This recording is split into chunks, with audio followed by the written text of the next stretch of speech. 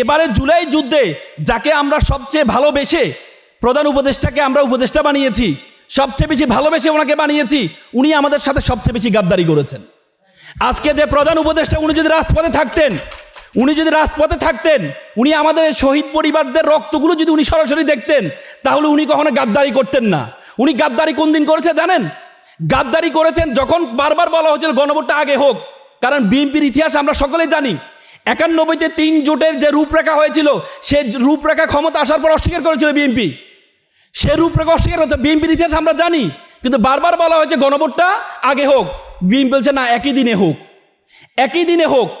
এবং কি যেদিন লন্ডনে থেকে নির্বাচনের ঘোষণা করা হয়েছে আমাদের প্রধান উপদেষ্টা, সেদিনে আমরা বুঝতে পেরেছি যে সব কিছু কি সেটেল হয়ে গিয়েছে।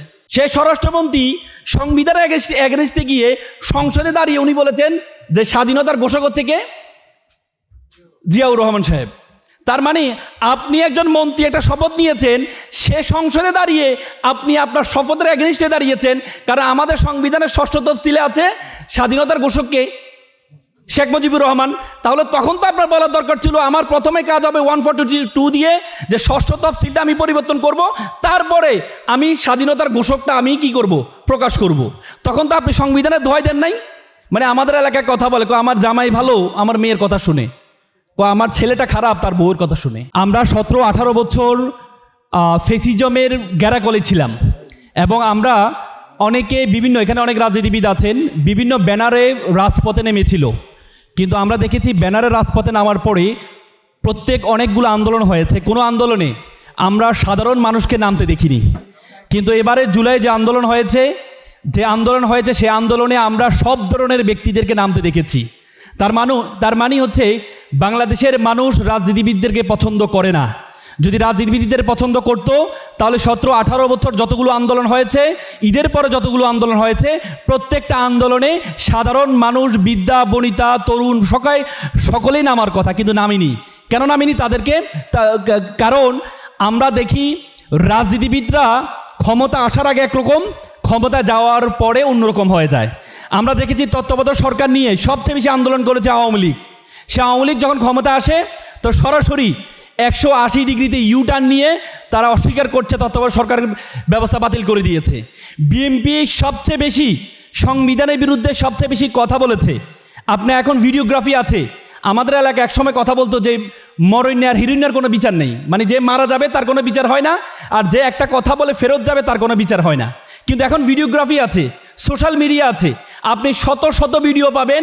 বিএনপি সবচেয়ে বেশি সংবিধানের বিরুদ্ধে কথা বলেছেন। বেগম জিয়া বাংলাদেশের নেত্রী, উনি নিজে বলেছেন এই সংবিধানকে ছুঁড়ে ফেলে দেওয়া হবে। অথচ সেই সংবিধান এখন সংবিধান করতে করতে বিএনপি সবচেয়ে মুখের ফেনা ফেলে দিচ্ছেন, যে সংবিধান একটা ধর্মীয় গ্রন্থের পর্যায়ে ওনারা নিয়ে গিয়েছেন। তো সুতরাং এই যে রাজনীতিবিদদের যেই একরকম ক্ষমতা আসার আগে একরকম, ক্ষমতায় যাওয়ার পর যে ভিন্ন আচরণ, এজন্য এবারের যে জুলাই আন্দোলনে রাজনীতিবিদদের মানুষ পছন্দ করে নাই। সাধারণ ব্যানারে ছাত্ররা যখন নেমেছে, প্রত্যেকের জায়গা থেকে রাজপথে নেমেছে, আমরা একটা নতুন বাংলাদেশ পেয়েছি।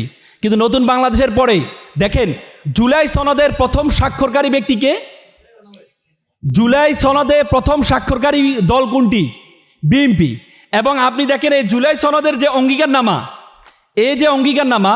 অঙ্গীকারনামায় কি বলা আছে, আমি একটু কোট অ্যান্ড আনকোট করে বলছি, যে জনগণের ইচ্ছাকে প্রাধান্য দিয়ে আমরা নিম্ন স্বাক্ষরকারীগণ এ মর্মে অঙ্গীকারও ঘোষণা করছি যে, তার মানে কি প্রথম যারা স্বাক্ষর করেছেন তারা অঙ্গীকার করছে যে নতুন রাজনৈতিক সমঝোতার দলিল হিসেবে জুলাই জাতীয় সনদ 2025-এর পরিপূর্ণ বাস্তবায়ন নিশ্চিত করব। তার মানে পরিপূর্ণ বাস্তবায়ন নিশ্চিত করবে একটা অঙ্গীকারনামা। দ্বিতীয় হচ্ছে বৈধতা ও প্রয়োজনীয়তা সম্পর্কে কোনো আদালতে কখনো কোনো প্রশ্ন উত্থাপন করব না। তার মানে এই যে অঙ্গীকারনামা প্রথম স্বাক্ষর করেছে বিএনপি, এবং সে বিএনপি এই যে প্রথম 2টি শর্ত, সে শর্তটি প্রথম ভায়োলেশন করেছে। আপনি প্রথম স্বাক্ষরকারী ব্যক্তি, আপনি প্রথমে ভায়োলেশন করলেন। আপনি প্রথম যেদিন আপনাকে বলা হলো এই আদেশের আলোকে আপনাকে 2টা শপথ গ্রহণ করার জন্য, আপনি কি বললেন? আপনি বললেন যে দ্বিতীয় যে শপথটা, এই শপথটা আমাদের সংবিধানে নেই। যেহেতু সংবিধানে নেই, আমাদের কাজ হবে প্রথমে সংসদে গিয়ে এই সংবিধানে 142 দিয়ে সংশোধন করে এই শপথটা আমরা কি করব? অন্তর্ভুক্ত করব, তারপরে আমরা শপথ গ্রহণ করব। আপনি আমাকে বলেন, এই যে আমাদের স্বরাষ্ট্রমন্ত্রী তিনি সংসদে দাঁড়িয়ে, আপনি জানেন মন্ত্রীদের দুইটা শপথ আছে, সংসদ সদস্যের একটা শপথ, মন্ত্রীদের আরেকটা শপথ আছে। মন্ত্রীদের একটা শপথ হচ্ছে সংবিধান সংরক্ষণ করবে। সেই স্বরাষ্ট্রমন্ত্রী সংবিধানের এগেনস্টে গিয়ে সংসদে দাঁড়িয়ে উনি বলেছেন যে স্বাধীনতার ঘোষক হচ্ছে কে? জিয়াউর রহমান সাহেব। তার মানে আপনি একজন মন্ত্রী একটা শপথ নিয়েছেন, সে সংসদে দাঁড়িয়ে আপনি আপনার শপথের এগেনস্টে দাঁড়িয়েছেন, কারণ আমাদের সংবিধানের 6ষ্ঠ তফসিলে আছে স্বাধীনতার ঘোষককে শেখ মুজিবুর রহমান।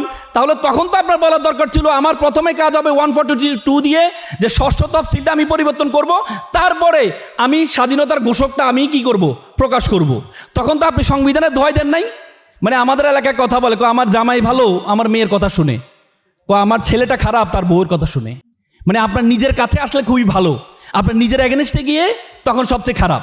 আপনি সংবিধানে যতগুলো দোহাই দিচ্ছেন, দেখেন সংবিধানের সবচেয়ে গুরুত্বপূর্ণ, ওনারা আজকে সংবিধান পরিবর্তন করতে চায়, ওনারা সংবিধান সংশোধন করতে চায়, কিন্তু ওনারা ওনাদের জুলাই সংস্কারের যে গুরুত্বপূর্ণ বিষয়গুলো আপনি পিছনে রাখেন।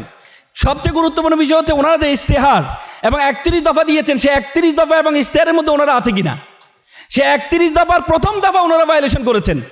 প্রথম দফা ছিল যে সংবিধান সংস্কার পরিষদ করবেন, অথচ কমিশন করবেন। অথচ আজকে সংসদের সবচেয়ে বেশি কথা হচ্ছে সংশোধন হবে নাকি সংস্কার হবে।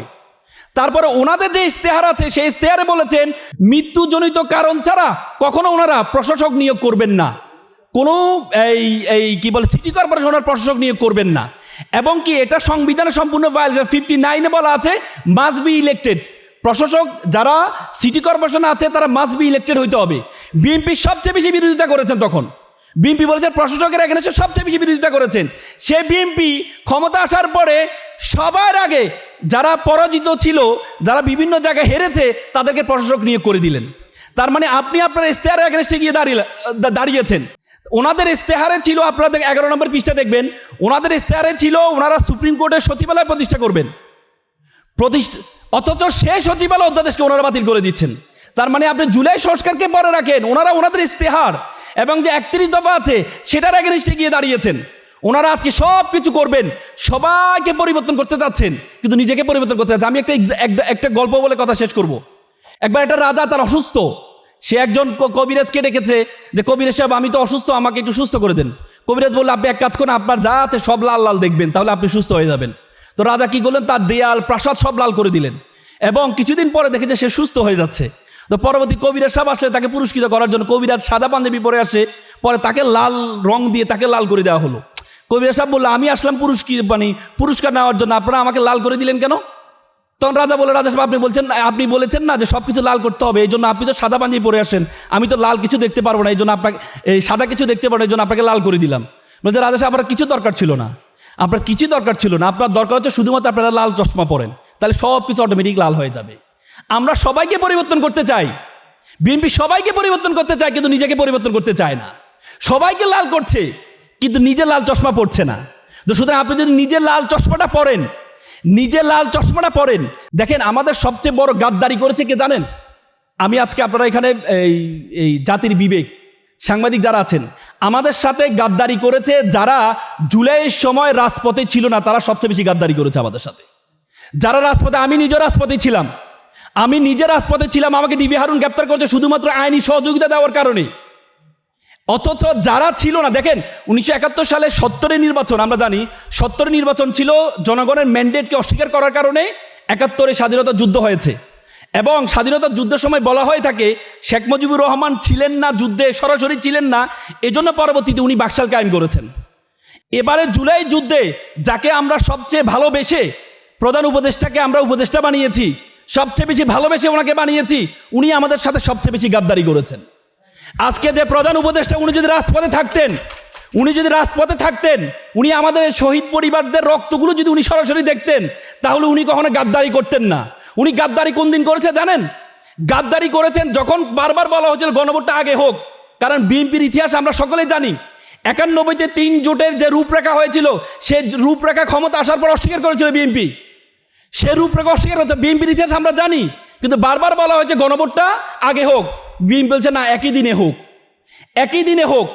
এবং কি যেদিন লন্ডনে থেকে নির্বাচনের ঘোষণা করা হয়েছে আমাদের প্রধান উপদেষ্টা, সেদিনে আমরা বুঝতে পেরেছি যে সব কিছু কি সেটেল হয়ে গিয়েছে, সব কিছু সেটেল হয়ে গিয়েছে।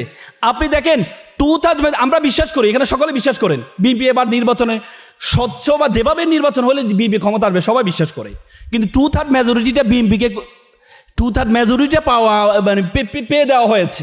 আপনি বলবেন কেন? কারণ এই যে ডিপ স্টেট নিয়ে বারবার কথা হচ্ছে, ডিপ স্টেট নিয়ে বারবার কথা হচ্ছে, সেই ডিপ স্টেট 2/3 মেজরিটিটা এই জন্য তো ওনাদেরকে ব্যবস্থা করে দিয়েছেন, যদি 2/3 মেজরিটি না থাকে তাহলে গুম অধ্যাদেশ কখনো বাতিল করা যাবে না। গুম অধ্যাদেশ বাতিল করতে হলে 2/3 মেজরিটি লাগবে। এই জন্য ওনাদেরকে 2/3 মেজরিটি ব্যবস্থা করেছে, যাতে গুম অধ্যাদেশ, যে ঘুমের আক্রান্ত হয়ে যারা সংসদে বসে আছে, অথচ সেখানে দাঁড়িয়ে আমরা গুম অধ্যাদেশটাকে বাতিল করছি। তার মানে জনগণের সাথে গাদ্দারি বহুভাবে হচ্ছে। সবার আগে বাংলাদেশ, বিএনপি সবার আগে বাংলাদেশ শব্দটা বলেছেন, কিন্তু কিছু জিনিস গুপ্ত করেছেন, সেটি হচ্ছে সবার আগে বাংলাদেশ জাতীয়তাবাদী দল হওয়ার কথা ছিল, জাতীয়তাবাদী দলটাকে ওনারা হাইড করে সবার আগে বাংলাদেশ বলেছেন। কিন্তু আমরা এখন দেখতে পাচ্ছি সবার আগে বাংলাদেশ জাতীয়তাবাদী দল হয়ে গিয়েছে। তো সুতরাং আজকের এই জুলাই যুদ্ধে এখানে যারা আছে তাদের রক্তের বিনিময়ে নতুন বাংলাদেশ আমরা পেয়েছি। আমরা বারবার বলবো এ গাদ্দারি কখনো করবেন না। এ গাদ্দারি করলে এ গাদ্দারি ইতিহাস কখনো ভালো হয় না। এ গাদ্দারির ইতিহাস কখনো ভালো হয়। ইতিপূর্বে অনেকে গাদ্দারি করেছে, কিন্তু গাদ্দারি করে এটার ফলাফল কখনো ভালো হয়নি। তো সুতরাং আমরা আবারও আহ্বান জানাবো, আমরা চাই বিএনপি ক্ষমতাটা কন্টিনিউ করুক, কিন্তু আমার কাছে কেন যেন মনে হয় ওনারা নিজেরাই চায় না ওনারা যে ক্ষমতাটা কন্টিনিউ করুক। তো সুতরাং আপনারা জুলাইয়ে সংস্কারের এগেনস্টে যাবেন না, আপনারা আপনাদের 31 দফার এগেনস্টে যাবেন না, আপনারা আপনাদের ইশতেহারের এগেনস্টে যাবেন না। তো সুতরাং আপনারা এটাকে ওন করবেন এবং জুলাই সংস্কারটা বাস্তবায়ন করবেন, সে আহ্বান জানাচ্ছি। সে আহ্বান জানিয়ে আমার এখানে অগোছালো কথা শেষ করলাম। সকলে ভালো থাকবেন, সুস্থ থাকবেন। আসসালামু আলাইকুম।